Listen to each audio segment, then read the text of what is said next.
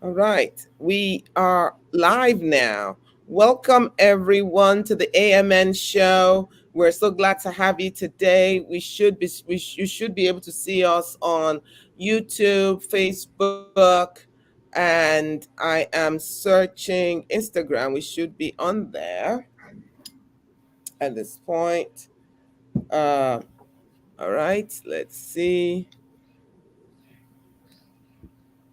Home. All right, and on our Facebook pages. Let's see, something's happening here. It says we're having trouble streaming to Instagram. Oh, okay. Um, what do you want to do? Do you want to continue? Or let me see if I can edit. Can you set up your phone? Yeah, let me edit it quickly. Hold on. Hello, Okay. everybody. We're But going to be with you in an a little option bit. is to set up your phone. No, no, it's okay. It's okay. It's okay. I got it. Okay. All right. We are going to go live in a minute and Instagram. People, give us one quick second. We're going to do this. And we are going to see the plus sign, live video. We're trying to get on get on Instagram, people. Just so bear with us for a minute. All right. It's coming. Excellent. All right. Then we'll go here. We're going to put the streaming key here.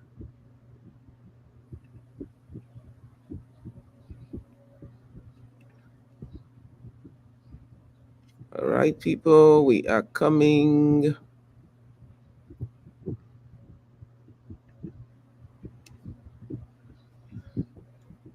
Here's the streaming key. And it's today. Okay, we should be live now.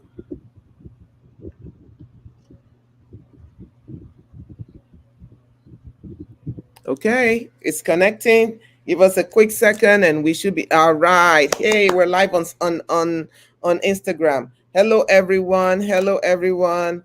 We are live. Welcome, welcome, welcome. Excellent. Can you see us? Okay, say hello, please. Let's see if you're there. All right. So, welcome. I have with me in the studio today, I have Esther with me in the studio today, and we want to talk about cultural dimensions of uh, trauma recovery. I'm actually have a book in publication right now that is titled "Cultural Dimension of Trauma Recovery and um, African Global Lens." So we want to have a conversation about what that means. Well, cultural dimensions of trauma recovery and why is that necessary. So Esther, welcome to the studio. Thank you, ma'am. It's a pleasure to be with you this evening. I'm Uh, excited to talk about this topic. okay. And I'm really looking forward to hearing your thoughts and maybe people's comments on what they hear tonight. Okay. So, do I have the floor now? Yes, you do, because actually the tables are going to be turned today because Esther is going to be asking me questions, and we will take it from there. Okay, let's go. Yes. Okay, so to start us off, I want to publicly say that reading through your story um, was very, I don't know the words to describe the emotions, but I was able to connect in terms of, wow, so you went through this. Oh, I'm not crazy, you know. So, A lot of things that I have grappled with in the context of trauma as a person. I'm like, oh wow, it's really trauma, because we are so used to a way things are and we think it's normal here. But we're from reading that book, I realized there's some things that we need to address. So that's where I like us to start from. And I think Absolutely. my first question to you will be trauma. The word trauma, we throw it around a lot lately. Everybody just talks trauma, my trauma, their trauma. Can we talk about what is it possible to conceptualize the word trauma in based on different contexts? Like, for example, in the African context, trauma could be different. In America, trauma could be different. What do you have to say about that?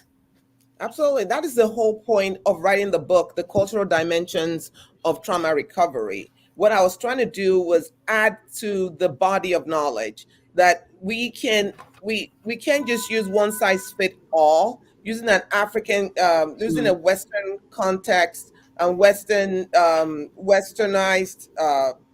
treatments for an African audience. And also that a lot of our traumas are a little bit are peculiar to us in that particular system. It doesn't mean other people don't experience it, but it we have we just have traumas that are peculiar to it. For example, the whole continent has been was colonized, right? Except for Ethiopia, was colonized. mm, So that by itself is it brings its own trauma that maybe another country might not have. And so mhm, you're talking about traumas in the African context, there's a lot of our own culture, a lot of our even language sometimes, a lot of our religious mm, beliefs, a lot of our own expectations that we need to begin to examine and see if these things by themselves is actually part of this traumatic experiencing that we have. So that is one of the reasons why wrote this book, to be able to look at the African context and say, what are some of our own experiences? What are we experiencing as Africans, and not just African in the on the continent, but Africans in diaspora. That's why he's talking about the African global lens. So Africans who, in any shades, in any shapes that have come across, going to the Western world or are not on the continent, how are they adjusting in their places? What is it that how are they experiencing, and what are experiencing life, and what are some of the traumatic experiences that is germane to them, particularly because they are not on that continent of Africa.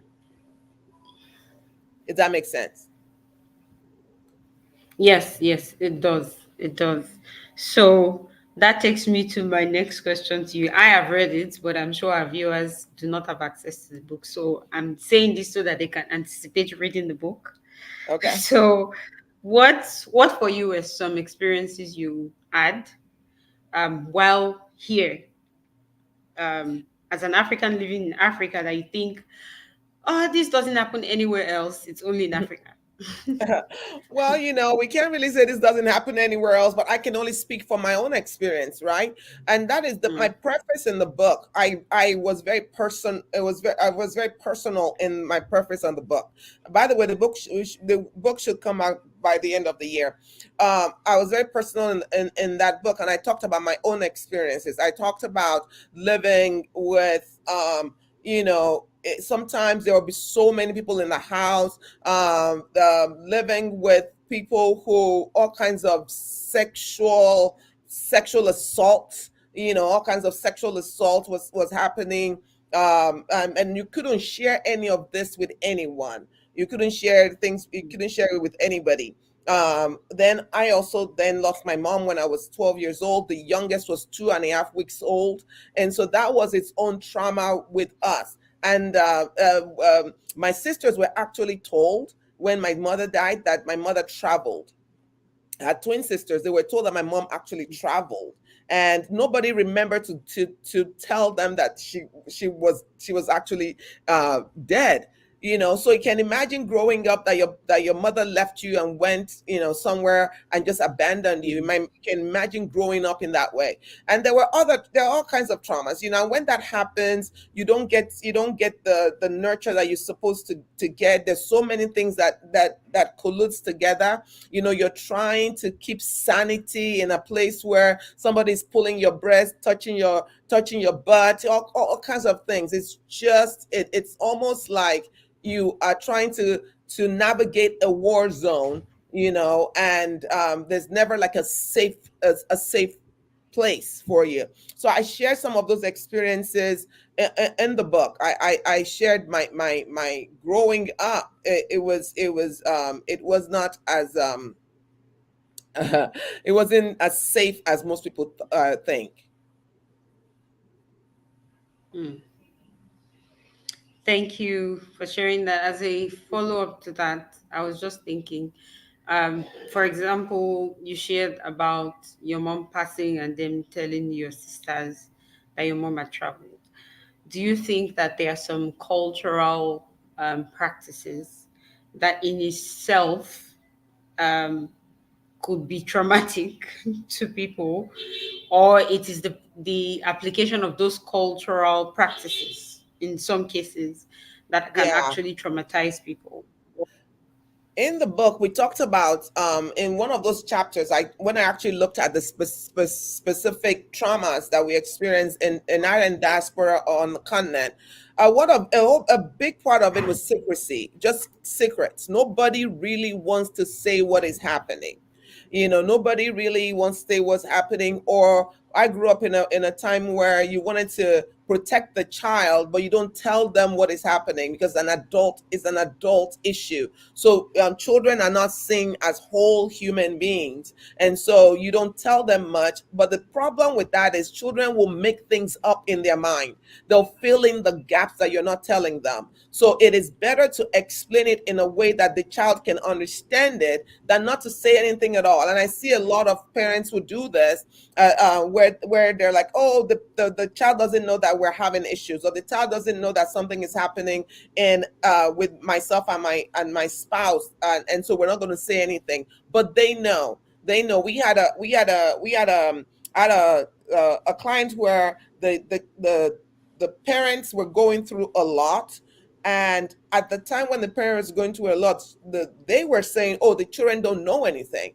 But it was at that time that the child was trying to kill herself, right? So because she knew something was happening, and children will blame themselves. They think it's because of you. So this attitude that we're not going to share stuff with our kids, we're not going to give them, we're going to want to give them information. We need to start sharing more information with our children so that they are not in the dark, because they will add their own, they'll make things up that's actually sometimes worse than the reality. So that is a big one. And then the other one that I said was just secrets.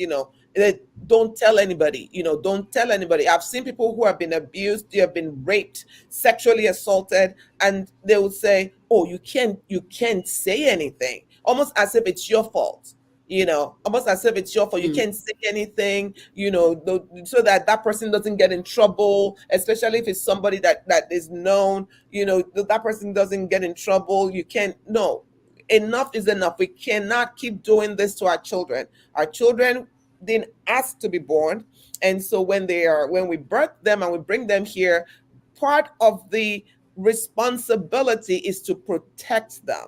And when a child says something to you, you should believe that child.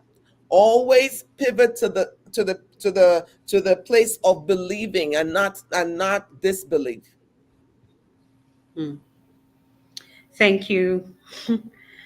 Secrecy. I'm wondering if there are others. Maybe we would explore that as Oh time well, goes yeah. on. But There's a lot of other things. You just, the other, there are, when some languages that we use, some of the things the way we say to each other, like, push through, you can do this. They all sound positive, but it just it doesn't allow you to examine what happened to you. It just tells you to move on. We mm, especially, I'm from Nigeria, and we have this culture where we just say, you can do it, get on with it, press forward. So you find people who have never taken the time to process what has happened to them, and people are just telling them, you got to get up, you got to get up and move on, you got to get up and do this. I remember when I lost somebody very close to me, and somebody told me, you cannot cry because you're a pastor. You cannot cry because you are the older one. You cannot cry because you're this. Uh, that is our culture. That is our culture. There is nothing wrong with you processing the pains that have happened to you, the sufferings that have happened to us. So that is part of the things that we need to begin to examine. And this whole idea of this hierarchy, this eldership, and there's innately there might be nothing wrong with eldership, but when you use that to put to put other people in bondage, then there's a problem with it.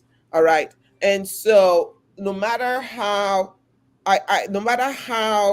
elderly you are, it is important to know that everybody is still a human being, right? And you don't own anybody. Nobody owns anybody. So don't treat somebody as if they're your servants. Don't treat somebody as if they are your property. And because one of the things is that when somebody elderly or somebody in power does something in our culture, and this is not just a Nigerian culture, it's a lot of African cultures, we can't even speak truth to power, right? We can speak truth to power, or sometimes people would use their positions to put other people in a lesser than yeah, place, or in bondage, like I said. mm, mm. So there are several cultures in different places. So it's not even about what part of the continent you're from, because for example, you just mentioned something that has to do with religion. It could be a religious culture, and can can just contribute to trauma in different individuals. So I'm eager to go on to something you just Oh, hold mentioned. on. Before you go on to something else, though, I want to say something that you just said. Let's talk about culture and religion, or culture and the way we gather, right? I mean, trauma and the way we gather, right? A lot of the times when you've been traumatized and your experiences growing up, you are going to find the God that looks like the one you have experienced. So let me say that again. If you are usually going to find a God, you're going to find a religion that looks like what you've experienced in growing up. So if you have a very authoritative parent or father, for example, you're going to look for a church or a religion that dictates what to do. It tells you what to do, how to wear all of this in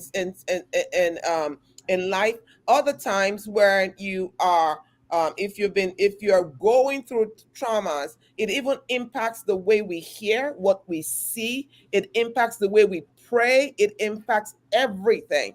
And so and then you just collude with religion. So if you have been abused, for example, and you had to take care of your you have to take care of those around you, or you always have to placate your parents, making sure you're fawning over them. You're trying to you have what we call the savior's complex, right?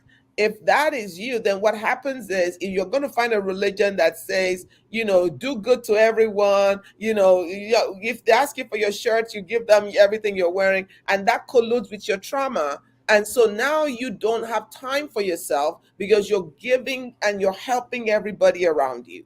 Does this make sense? And we Mm, justified and validated. We validated by saying, well, the scripture says, or the book says that this is the way it should go. So we really need to ensure that we are treating the traumas that we have, because they don't just go away. If there's anything I want to make sure that we hear today, is that the trauma that is not addressed, that is not processed, does not go away. In fact, what mm, happens is, if you don't process it, you're going to pass it on to the next generation and the next generation and the next generation. So they're going to be dealing with things that you didn't want to deal with. So it is important that we deal with our own traumas. Epigenetics is going to move on to the next generation. We in Christianity we call it generational curse, right? And you're like, oh wow, I want to, you pray against the generational curse. You do one of the ways you deal with generational curses, which is epigenetics. One of the ways you deal with that is by getting healed yourself. You break the cycle. If you get healed yourself, your children won't have to deal with it. And then your Hmm. grandchildren and your great grandchildren. So we need to begin to know that this thing is not going away. As individuals, as organizations, as religious organizations, as communities, and as a nation, that we need to begin to address traumatic experiences or adverse experiences. Thank you, ma'am. I was that was a very needed highlight. I was eager to go on to recovery, but before we get to recovery, I'm just thinking you had mentioned you wanted us to talk about this. So, um, Africans in diaspora, what are some things that they need to pay attention to in context of trauma, from where they're coming from, where they are now, being able to marry, um, their experiences, basically. Yeah, when we talk about Africans in diaspora, we're not just talking about people who are Africans in diaspora. We're saying anyone who has their roots in Africa and were either brought here or they immigrated here. That's who we're talking about. And you're going to find out, especially for Africans who relocate here, you find out there's a lot of traumas that happen. A lot of people have their degrees in their African nations, and then they come here and they can't get a job based with the degrees that they have to start over, right? We find that especially men, it is sometimes they struggle to get jobs. Sometimes you're working menial jobs that you never did when you were in your country. We've had people who were medical doctors in their countries, and they come here and they will have to do security, or they have to do janitorial duties and things like that. And this thing can put pressure on family systems, right? And the men sometimes find it more difficult to even get the jobs before the women. And so you find the woman who was maybe not the breadwinner when they were back in their African country, and then they come here, and now they're the ones who are getting the job. They might go into nursing, which is a very profitable job. So a lot of Africans will come in, and they start working and making more money than the man. And so the tables are turned, and this brings stressors into the family. There was a situation in, I think it was Texas, or one of those anyway, where a state here, where a man actually tied his wife in the back of his car and dragged her. Then what was her fault? What happened? She was making more money. She was the one who got the job, and he didn't. So that this those so that is something. Then there's a culture shock when you leave home. People don't talk about this. There's a culture shock. Like I always say that before I came to the United States, and I've been in the United States now for over 3 decades. Before I came to the United States, I didn't know I was Black. I had no clue. It never occurred to me that I was Black, because nobody ever called me Black. I was my name. I was Dotun. I was not. That was it. Nobody ever referred to me as a Black person. It was when I came to this country all those years ago that I started. People would say, "Oh, Black this and white this and Black that," and I was like, "Who?" The first time I heard it, I was like, "Why are you calling somebody Black? Don't they have a name? I don't understand this." Those kind of things. So there's the culture shock that happens, because when you grow up in a predominantly African place, right, where most people around you look like most people around you look like you, and then you come to the West, and it's like, wait a minute, uh, that's an adjustment you have to make. You know, that's an adjustment you have to make. You have to make an adjustment in not being the majority anymore and becoming a minority in somebody else's country, right? And so there's all kinds of adversities that comes with that.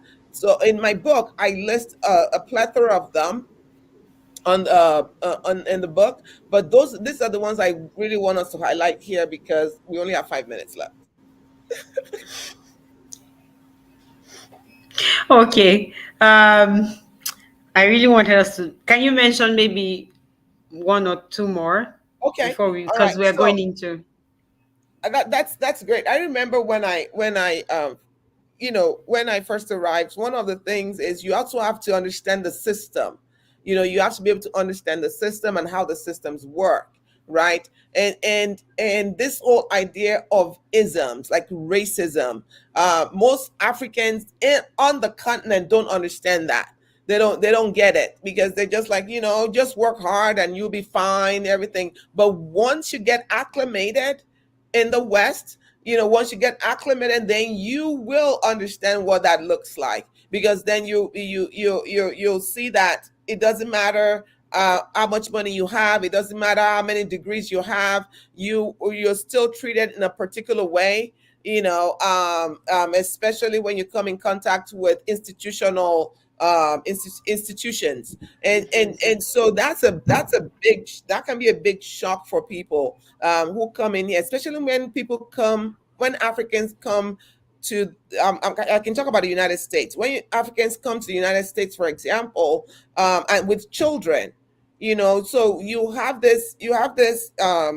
or they have children here. You have the first generation or those who have immigrated here, and their children have to go to school. They have to deal with all the things they're dealing with. A lot of the times, the parents don't understand what the children are experiencing because they didn't have to go through that, right? And Mm, so I had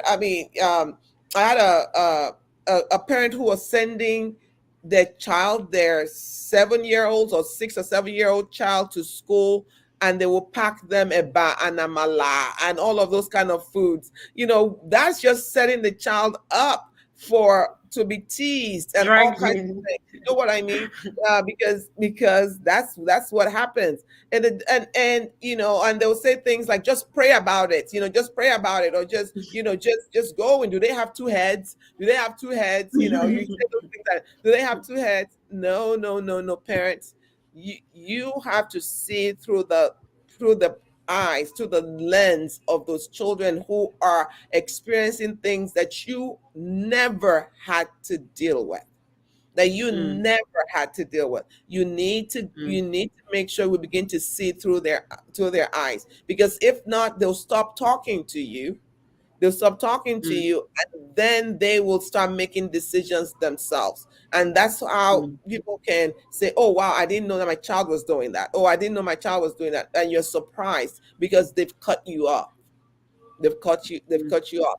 These are legitimate issues that are faced by people in the diaspora. Okay, we are almost out of time. I think we would have to come back and really dwell on this part I'm about to go into, but let's just give a brief introduction. You said trauma that is not processed won't go away. Yeah. And that takes me to the introduction to what we said we were going to give a brief introduction to tonight, the KÁDÀÁSÍLÈ approach.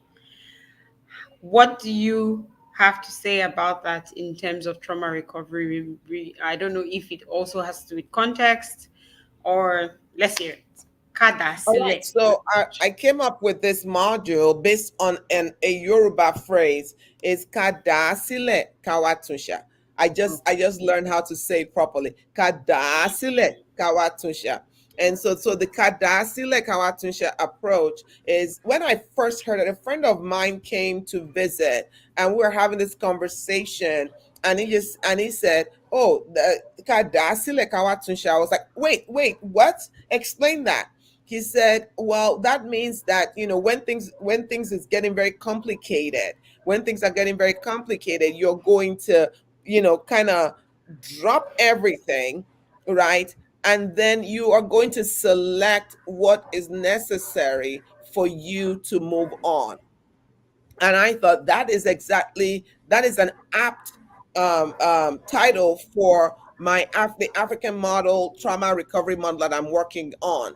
And so that's the KÁDÀÁSÍLÈ Kawatisha, which means that you are going to dasile in therapy. You're going to dasile in the therapeutic coaching, wherever. We're going to process it, and you are going to leave with the things you need to live a better life.